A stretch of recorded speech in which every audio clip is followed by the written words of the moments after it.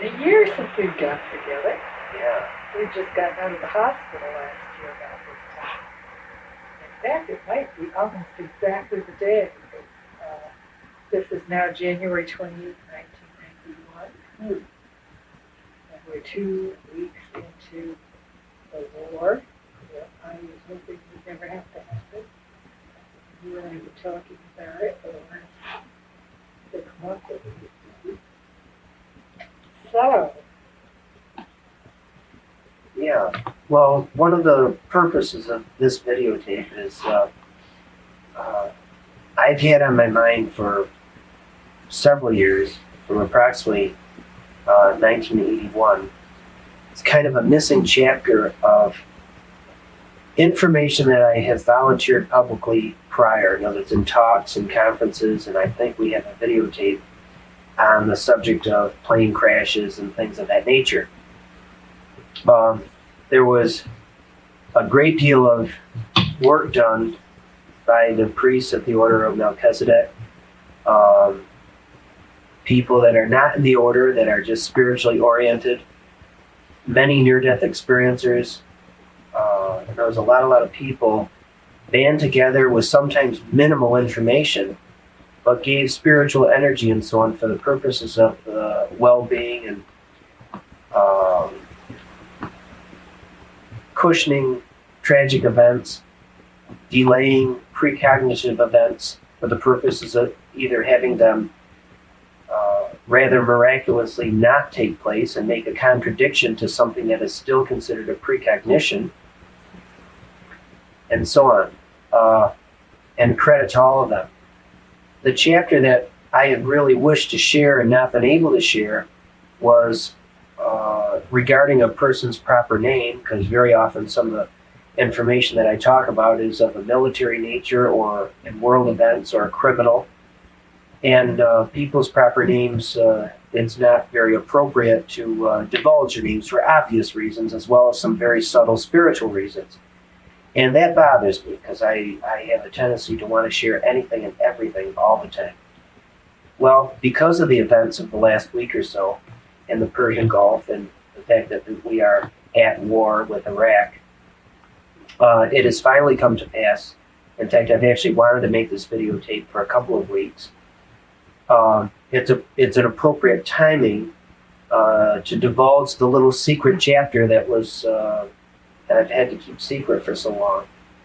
And one of the reasons that I want to do this is to help people that are reasonably ignorant about the cause and effect relationship, or the righteousness, if you will, of this military conflict that we have in the Middle East. And I think that what I'm about to say will help people in regards to being able to see in perspective the necessity for the military intervention, the fact that other means, peace proposals, the United Nations condemnation, suggestions from all different angles and so on have failed. Have failed regarding Saddam Hussein, have failed regarding other people of authority and so on in the Middle East, and with their invasion tactics and greed and ego. So what I think I'll do is start and give you a synopsis of a story that I have shared before and information leading up to the Middle East crisis. And we tried just prior to this tape to get an exact date of the meeting that I had at the University of Connecticut in the residence of Dr. Kenneth Ring at the time.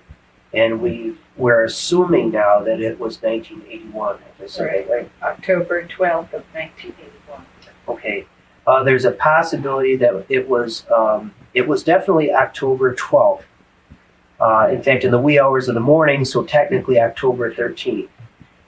We're not sure right now if it was 1980 or 82. So in other words, somewhere between those 3 years, it was one of those years, but definitely on the nighttime of October 12th, and specifically a precognition took place at exactly 3:15 in the morning of October 13th. A very rare occurrence. In fact, it had never happened to me prior to this. Let me make that a little clearer by saying from 1978 and my near-death experience, I had had several precognitions, various forms, various types. Typically, they would be roughly 30 days ahead in time, with the exception of a precognition that I had understood as soon as I recuperated and was able to think rationally from the accident that created my near-death experience. That, of course, was to have been a nuclear detonation of a malicious nature, and it was to have had taken place by August 15th of 1988. Now, as most of you know who will be watching this videotape, that event did not take place. And of course, one of the things that typically the people who will see this videotape, and of course the people of the priesthood and other walks of life and so on, have worked so hard to accomplish. So what we're going to talk about tonight is another accomplishment that had taken place that was purposely kept a little bit secret. The conversation that I was having into the wee hours of the morning was focused on the life and times of Jesus Christ. I was on a roll. I was asked a specific question by someone, I don't even recall who. There were many people in the room. And I was babbling a mile a minute, which is, I guess, is typical of me at times. And I was concentrating and enjoying, and many people were enjoying my company. So it was a usual, typical, and normal thing. It was also typical in those roundtable discussions, as we call them, that people would do additional work. They would have tape recorders on, and then if, for instance, as was the case, Dr. Kenneth Ring was there, and he was talking to the then secretary of the International Association for Near-Death Studies office, and all-around good guy and girl Friday, Leah Andrews. They were making some arrangements for a meeting coming up in the next short while. I say that because I don't know the time frame from October... October 12th to December 17th. Yeah, that would be 2 months. So, obviously, by what I'm about to say, it was for a meeting regarding December 17th. Well, it was typical of people to talk and sometimes interrupt with loud tones or voices, and that wouldn't have bothered me. But for some reason or no apparent reason at all, Dr. Kenneth Ring yelled across the room to Leah Andrews when she was making a phone call to set up some kind of an appointment, and he said, Leah, make that December 17th, just like that. And Leah nodded, and everything was silent. Now, what that did to me was, I'm assuming at this point, by the power of suggestion of hearing Ken Ring yell December 17th, my mind or my spiritual consciousness that was kind of, shall I say, something similar to reading the Akashic records of the life and times of Jesus Christ, suddenly became focused on worldly events of December 17th. What I experienced initially was a visualization of what would typically appear in the newspaper of the following morning on the front page. And it was as though I was looking at any major newspaper of a particular plane crash that was being advertised or shown in the newspaper that took place on December 17th. So that was the initial main focus. What actually took place in a split of second out of time was my awareness of many, many very extraordinary details of this precognitive plane crash in California of a B-52 bomber, military plane. A new version, they have a shorter rudder, things like that. Now, as I was able to see it, I was able to know of intimate and spiritual and personal details of the event, the 9 men aboard the plane that died, animals nearby the plane crash and under the plane that also died in the event. And that was a little bit traumatic, mostly the fact that four horses died. That bothered me emotionally. That was very emotional for me. It was not, however, emotional to know personally and intimately and spiritually the 9 men who died. In other words, it was righteous, it was just for them to die in that way, it was their karmic fulfillment, if you understand that phrase. The horses were corralled there, natural beings, not there by desire necessarily, and in effect, they were killed by man's intervention. So that was one thing that was both emotional and, let me just say, extraordinary.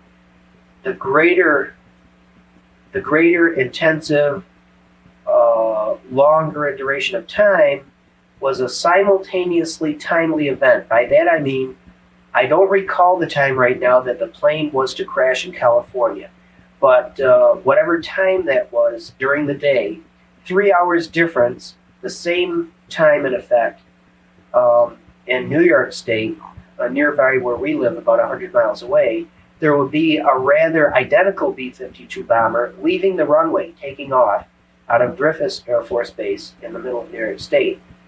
That was the greater priority for my attention because that would have been the first plane taking off with a cruise missile, a Tomahawk cruise missile, and it was the first of the beginning of a series of test flights that was proposed to go into Canada, up to the Arctic Circle, come back down into Canadian airspace, and practice bomb a bombing range on the Alberta-Saskatchewan border in the northern regions where they have a Canadian military bombing range. All right, that was the first of a series. Now, it wasn't just the plane, it wasn't the series of flights, it wasn't the cruise missiles. What I suddenly became aware of in extraordinary detail was that two very high-ranking United States military officials schemed and deceived and decided that they would do something both illegal and immoral. And they came up with a scheme that by ordering this series of test flights and documenting it on film,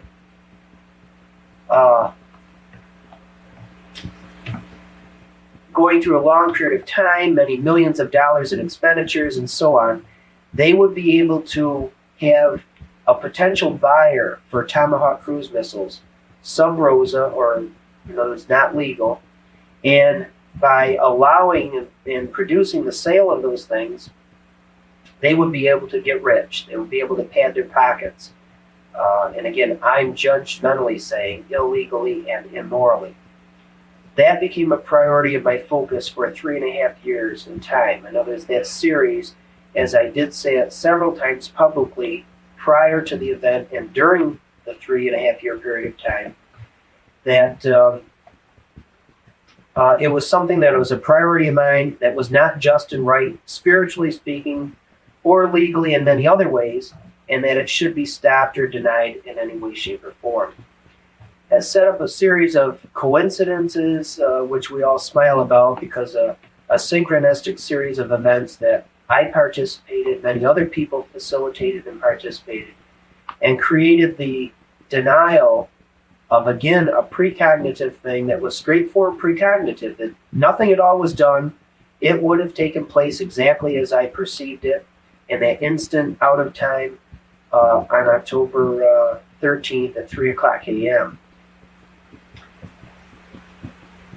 So between that time of October and December 17th, it appears you sort of struggled with knowing that this was a possibility of happening. Yeah, in the conversation, there were several tape recorders going, and because of what I then blurted out in a very emotional way, in other words, I was crying profusely, just the fact that this was so extraordinary and emotional. I was so emotionally concerned about the horses, and yet I was emotionally concerned about why do I have to know this? I mean, things that you can imagine would be very frustrating. So I had to interrupt myself, and I walked from the dining room area, the table that we were sitting at in this conversation, went out on a balcony and collected my thoughts, gained my composure, so to speak, came back in, and Dr. Kenneth Ring, in his psychology voice, which is a little lower and deeper, and he said, "Well, now, Tom, I see that something is obviously upset." And I said to him, smiling, he said, "Ken, knock off the psychology talk. This is just me." So he had his voice pitch a little higher, and he talked like he normally talks to his friends. And he said, Tom, obviously something has happened that you're aware of that's very upsetting. Is it something that you can possibly share with us? Well, typical of me, I wanted to say everything. I wanted to tell it all. So I tried a couple of times, and I was only able to blurt out,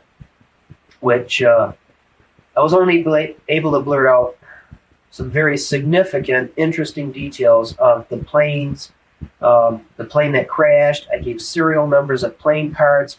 I gave a description of the people on board. I gave a description of their families that were not on board the plane. Those I gave many very exciting and interesting details. The Enquirer magazine would have wished that they were there. I then realized that this was being tape recorded, and because it was a precognition, at that time in my life, I was very self-protective. Thank you. Self-protective and so on, and I didn't think that this psychic stuff was all just a big game and everybody wants to document it and all that stuff, and I was offended by that part of it. So I had to require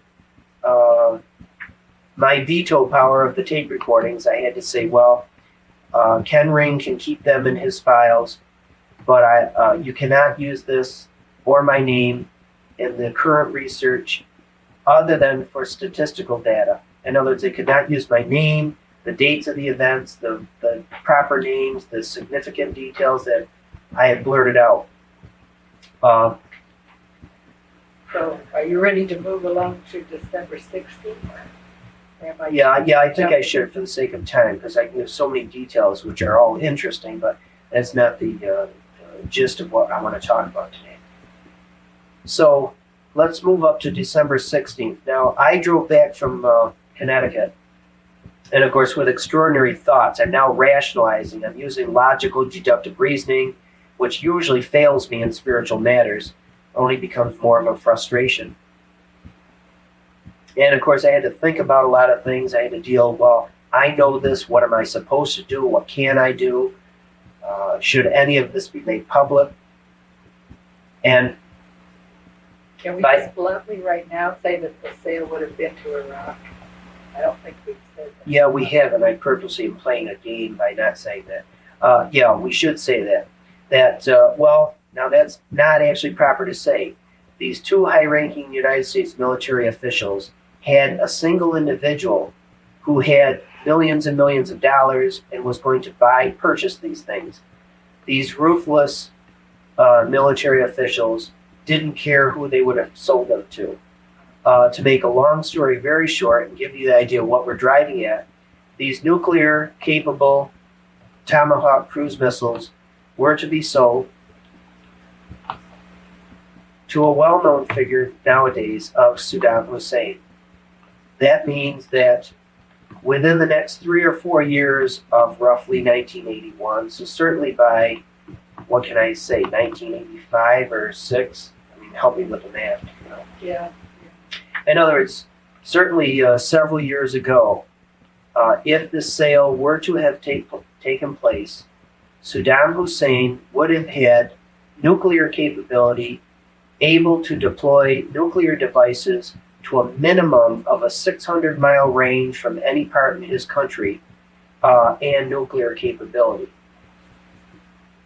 With that, the gist of this conversation is to give you a perspective that we are very fortunate, militaristically, realistically, and spiritually speaking, that never took place.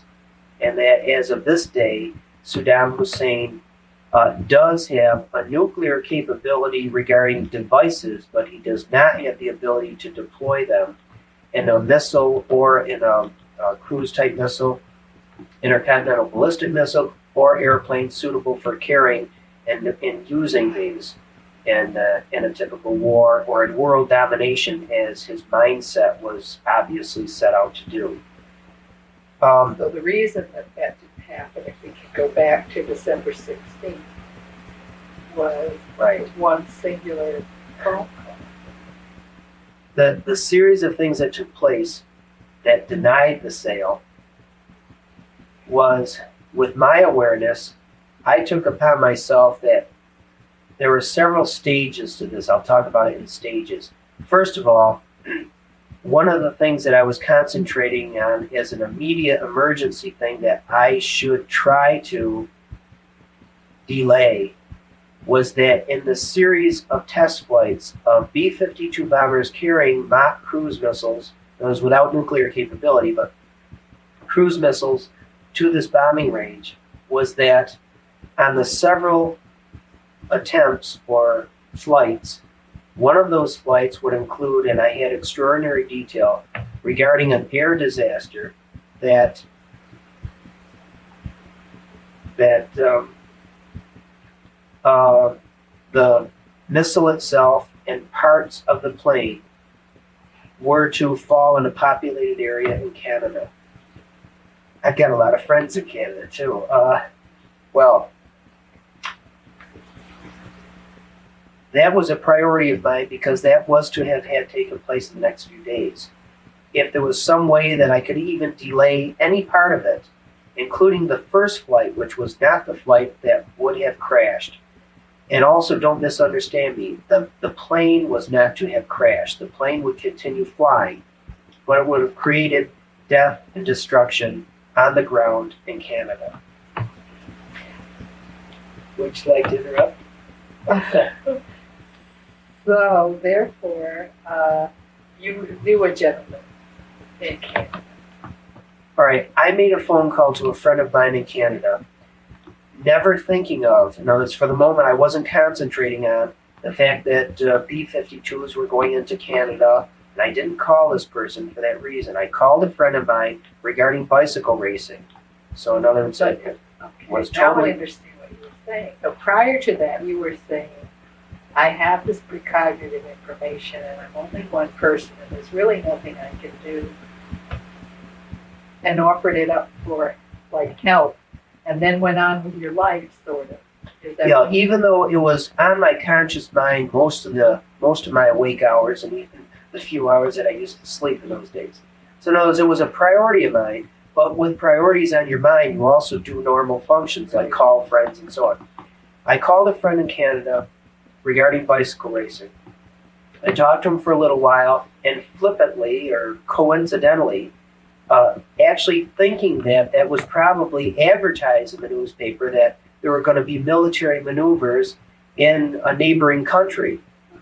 You would almost expect it. So you weren't thinking you were telling him anything? No, I was just making a sarcastic, dry humor joke, and I said his name, and I said, by the way, how do you guys feel about the United States sending B-52 bombers into Canadian airspace to make a bomb run up in the Alberta-Saskatchewan bombing range? And he said, hey, instead of huh? Yeah. Anyway, he questioned me, and I said, well, I figured, you'd know that. And then I gave enough details, like there are going to be a series of test flights into Canadian airspace for the greed and ego of American officials. And he said, well, gee, Tom, that's strange you should tell me that. And then he announced back to me that he was a major participant in an organization that would typically protest such activity as Fight for Peace, Save the Whales. There's a Greenpeace type organization. And I don't want to identify either the organization or my friend for confidentiality and so on. But at any rate, he said, well, gee, thank you very much. Now, small talk was had, goodbye, and thank you very much, and we hung the phone up.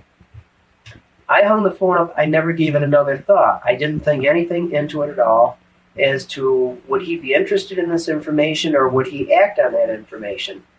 Well, now we have to scoot forward to the next day, and this was now December 17th, and I purposely came home from work and watched the news. I have to admit, I still have feelings of arrogance when I do that because it's not, in a way, spiritually, it's not correct for me to run home and watch the news to verify and have confirmed something that I have said precognitively. It's always the truth, and I don't need to do that. But there's the humanistic part of me that I get some little degree of comfort, or oftentimes I arrogantly say to my wife, Elaine, see, that's what I was talking about. So bear with me if that took place. So anyway, I came home, and the 6 o'clock news came on, and I was much surprised to find out that 250 Canadians had crossed the border early that morning and had paraded to Griffiths Air Force Base to protest the launching of B-52 bombers, even though if it was a practice run. And they had surrounded Griffiths Air Force Base, and the commander of the base had decided, rather than to agitate these protesters more, that they would be willing to delay the planned flights of that day. So the delay took place. If you want to call that synchronistic or with God's help, fine, I'll agree with all of that. The B-52 bombers, as one's flying overhead. I heard that this time. Usually when you say that, I don't hear a thing.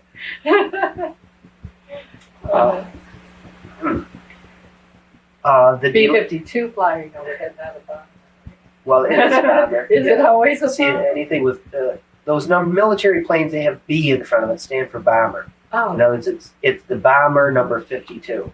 And they're using a series. The newer ones will be a B larger number, like a B. In World War II, it would be a B-17 or B-29. So we're up to 52s now and more. I guess In fact, we're so far into the numbers, now we have the B-1B. whatever you say. That's the B-2. We're almost starting over with numbers again. Some of the more modern planes. Okay. So, This delay tactic, in effect, just the fact that it pushed everything backwards in time, if you want to perceive it that way, that's all right. Backwards in time, that delay tactic alone gave me verification that since that was facilitated, the series of events that were timely, in other words, if that first plane took off on time, the next couple of planes would take off scheduled, right? it'd be like a domino thing, everything Yeah. just falling into place. Good way of perceiving it, that the domino effect was so timely that the scheduling would be such that the precognition of the air disaster and the death and destruction that would create in Canada did not take place. And it did not take place, I might add. So now, this would be in the next couple of months from the onset of the original precognition. In the next several months, I made several more trips to research organizations and people that were in enough confidence with me that I was able to say a few more details now and then. I was inhibited. I was very overly protective of myself and of the information. I eventually was able to tell military officials and other people that were able to do and facilitate other things regarding the two high-ranking military officials that were the perpetrators of all of this. As we said at the onset already, that the series of tests did not take place as planned. Now, two other major things took place. One was, I said that the B-52 bombers going into Canada should not take place, but the test series have to take place. Now, when I said it that way, I meant by, I can't think of the right phrase, something like almost by the rules of nature, there aren't even rules or regulations per se, but it just had to be that the test series had to take place. Let me give you an example. If I know precognitively that a plane has to crash on a certain date, it will happen. Now, if it were a crash where everybody on board would die,